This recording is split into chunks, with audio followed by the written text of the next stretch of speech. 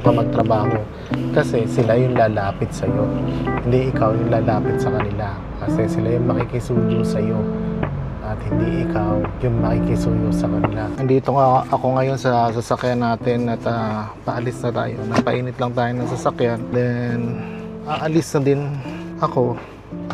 Ito na guys, samahan nyo ako sa isa na namang meeting natin for today. Dito lang to sa may Vista Mall sa Goji Nico, kasi kasama natin doon yung bagong manager at yung team natin, bagong team.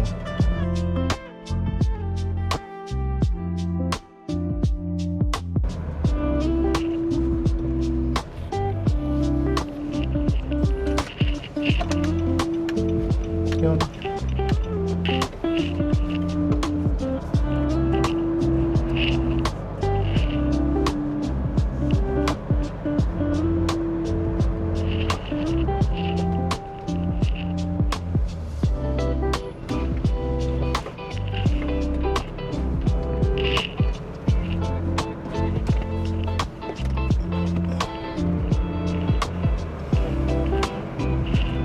Farm blocks.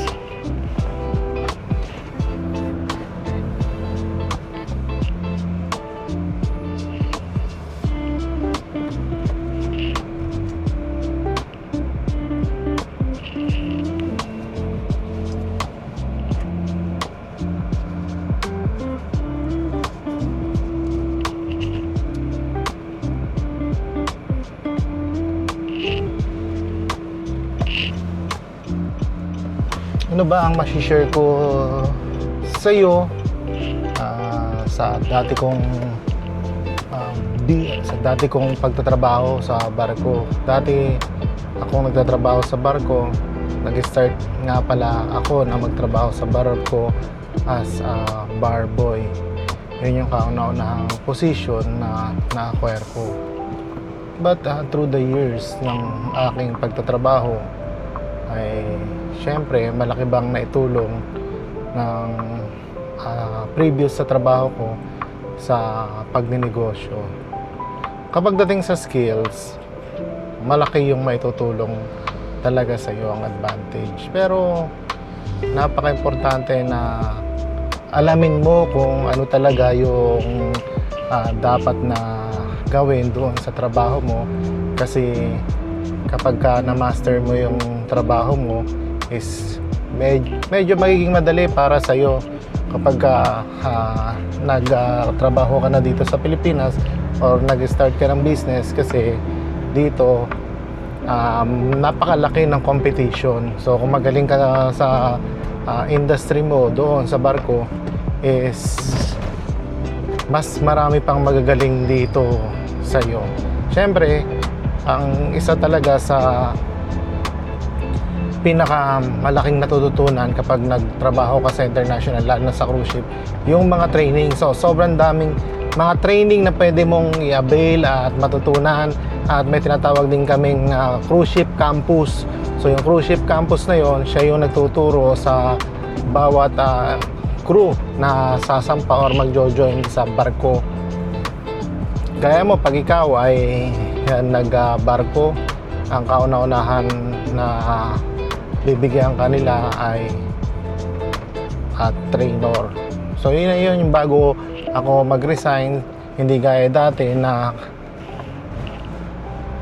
mahirap bago matuto, kasi hindi ko alam kung ano yung gagawin ng una. Kung sasabihin sang sa'yo, maintain mo yan, syempre, pero kailangan mong alamin din yung technicalities ng mga trabaho doon, kasi may mga tinatawag na sanitation, may tinatawag na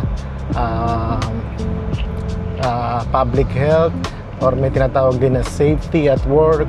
So kailangan mong alam lahat yun, kasi yun yung pinaka-basic ng trabaho mo.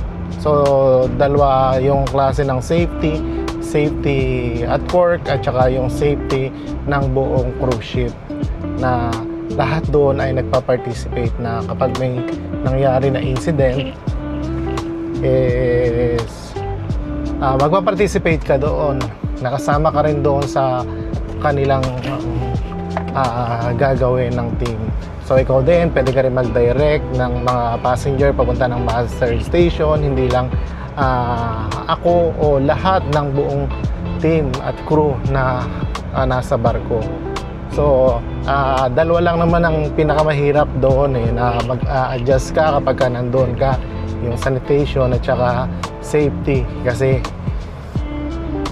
sa Italian company na pinanggalingan ko, yun yung Costa, mataas ang standard nila pagdating sa sanitation compare sa other company. So doon talaga normally by the book nila pinapatupad yung mga temperature control, yung 3 bucket system, food cross contamination.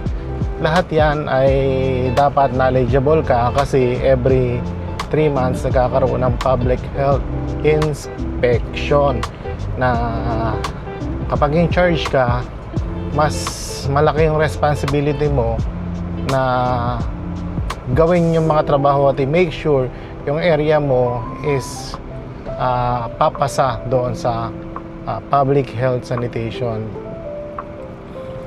Kaya yun yung mga kung mag-a-apply ka ng barko, yun yung masishare ko na pinaka stressful yung dalawang yon. Kasi doon naman sa safety, may tinatawag tayong weekly training or monthly training. So doon kailangan mo lagi mag-participate.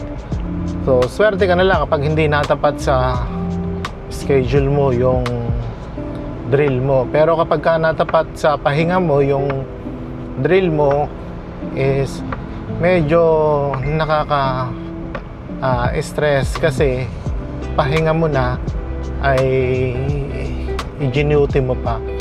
Kasi ang schedule sa barko ay broken time. So hindi siya isang straight lang. So anong ibig ko sabihin broken time? Kung nag-start ka ng 6 bago natapos ka ng 12, then magbe-break ka ng 12 to 4 bago doon matatapat sa 2:30 yung safety drill mo. So ngayon, isang oras yun or mahigit pa, kakainin na yung break time mo. So yun lang naman yung isa sa mahirap kasi pahinga mo na is hindi mo pa na-consume. Ngayon, pagdating naman ng 4 to 7, para bang magtatrabaho ka na noon ng 6 a.m. until 11 p.m. in the evening. So kung ika-count mo yon, masyadong mahaba yung oras. Ganon, naglalaro yung mga schedule doon kapag morning shift ka. Bago kapag busy pa yung cruise, ibig sabihin na non-stop yung cruise at sobrang daming spender na passenger, talagang lalampas pa yung yung oras mo doon sa 11 hours or pwede pa maging 21 hours siya or 17 hours sa loob ng isang araw. But it's okay, sanayan lang naman siya. Kapag nasanay ka na naman, ay mas madali na para sa'yo. So the first 3 months talaga, yun yung pinaka-adjustment na mahirap. Kasi kung iisipin mo, ang layo mo pa bago matapos ang kontrata mo. But kapag ka naka 5 months ka na, mas nagiging madali na siya.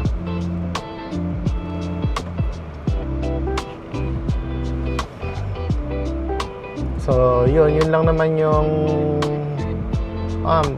may tindang labong doon, guys. So makikita nyo may tindang labong. Ewan natin kung labong na yun. Kaya masarap yan sa sa gulay, sa lumpia. Sa ginataan din, masarap din siya. Yung crunchy niya, yung pagka-crunchy niya is yun yung nagiging masarap.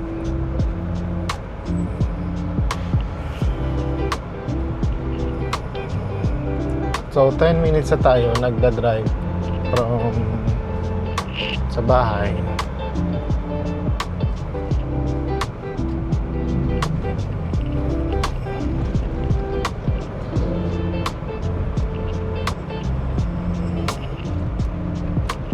Kaya ngayon, may idea ka na kung magbabarko ka.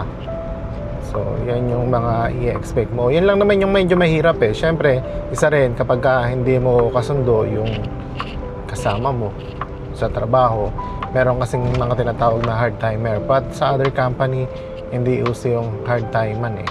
Dahil pwede ka lang ireklamo. But sa Italian company is yan yung kinalakihan or kinatagalan ng sistema. Sa kapag hindi ka nila gusto, hard time ka nila. Kahit na tama yung ginagawa mo, yun naman yung pinakamahirap dito sa experience natin. But kapag hardworking naman tayo at hindi ka naman basta-basta petex lang, may iwasan mo na may makaaway ka. Ganon din, mas marami kang matututunan kapag marunong ka makisama at marunong ka magtrabaho, kasi sila yung lalapit sa'yo, hindi ikaw yung lalapit sa kanila, kasi sila yung makikisuyo sa'yo at hindi ikaw yung makikisuyo sa kanila. So ganun nag-work yung pagtatrabaho sa ibang bansa. Minsan talaga may low moment in life, meron din namang happy moment in life. Yung iba dinadaan sa pag-gym, so yun yung palipasan nila ng oras. Ang medyo mahal lang dati, hindi ko lang alam ngayon, ay yung internet. So sa internet nagbibill tayo ng $600 a month. Halos ang laking portion ng kinikita natin napupunta sa internet. Yan yung problema natin, kasi ang challenge doon is we should have to learn every time. Hindi lang kahit na busy ka is kailangan may matutunan ka sa bawat araw, kasi kung yun lang yung may routine mo, hanggang doon ka na lang. You should always think out sa box para mas marami yung opportunity mo na magawa na sa mga planning, paano may execute yung mga natutunan mo. So isa rin yun siguro kung sa nakatulong sa atin sa nung nagtatrabaho tayo sa barko, kasi pinractice talaga natin yung for example Excel, kung paano gumawa ng mga costing, hindi lang paggawa ng costing.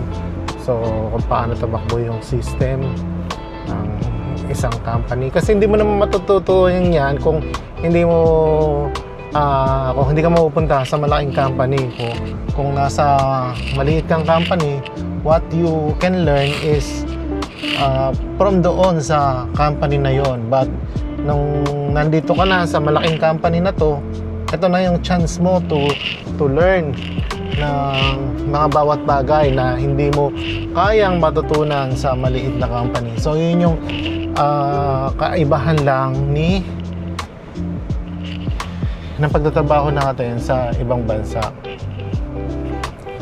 So sobrang daming learning na pwede kang matutunan sa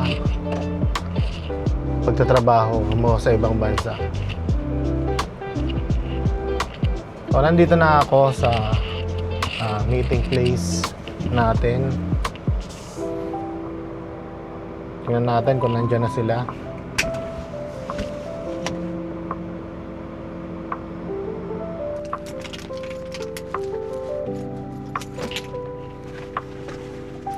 So dati hindi tayo nagdadala ng bag, but ngayon kailangan natin magdala ng bag kasi nandito yung mga pang vlog natin, guys. Nakagamit natin kapag nalobat tayo. Nandito lahat ng mga kailangan natin.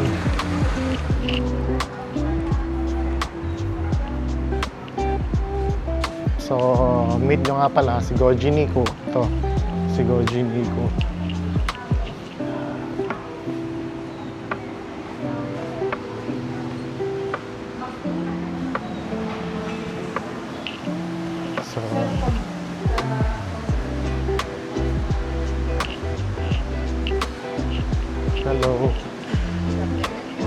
afternoon.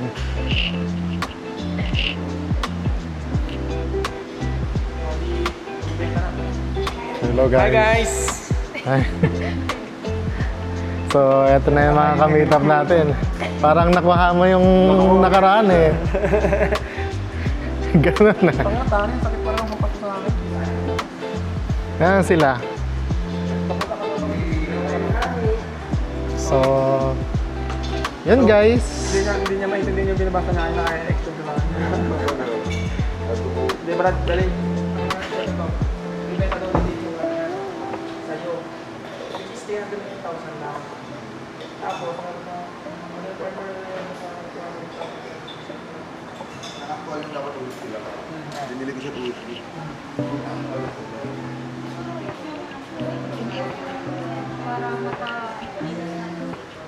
Ay.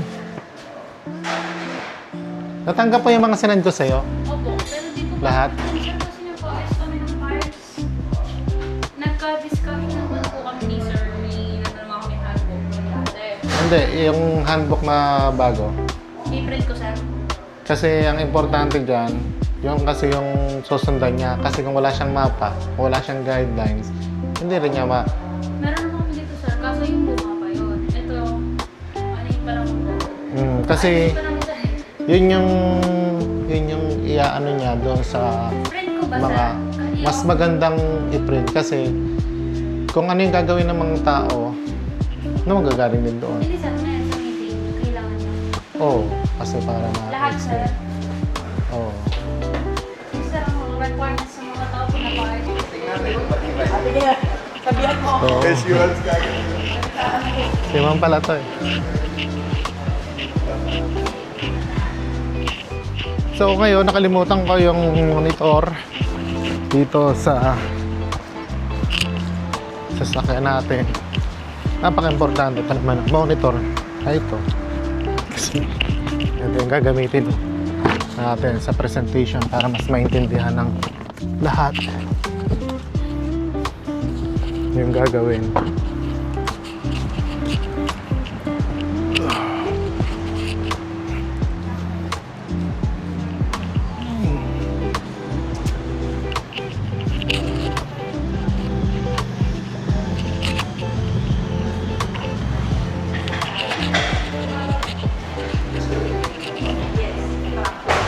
Si Ma'am pala to eh. Meron sa kanya. Kamusta na? Hi, sir. Good Paano afternoon. kayo ba ito?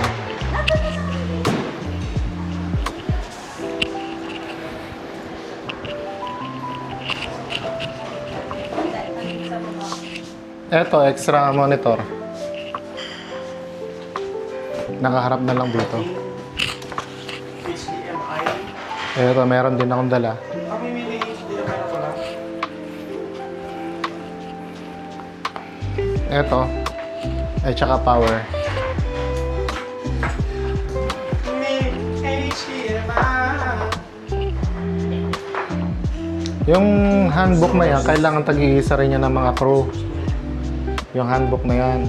Para alam nila lahat ng mga benefits nila, alam lahat nilang sahod nila, alam lahat nila yung... May palagay namin. HDMI dyan. Tapos power. Tipes eh. Isa na ba HDMI yan? Dalawa. Ito ba parehas? Hi guys! Hello. Welcome to my vlog. Pero hindi abot. Tapos na. Ayun. Basta ganun lang. Pag hindi kayang gawin ng mo, sabi ko nga, gagawa lagi tayo ng diskarte. Hindi pwedeng babagal yung movement natin. Meron ba din natin HDMI? Diyan sa unahan, baka meron. Nasa likod yun. HDMI. Ayun, sa tayo sa kasaan yung talong nito. Sa taas yan, wala ba? Ayan o. Ibig sabihin isa lang. Hindi, tanggal na Ano yan? Ano yan? May bago? Tanggalin mo na yan. Ito lang gamitin natin. Or wag na, ano lang, iikot na lang siya. Pwede namang iikot na lang. Ikot na lang sa... Kanina yan? Sensor bus. Or Ito so yung pa. maganda oh. Ano yan eh? 2K? Pang ano, pang portable. Parang laptop. Eh, yung ganito ko, CPU ko na nasa Dasma, ganito lang kaliit. RTX build. Hmm.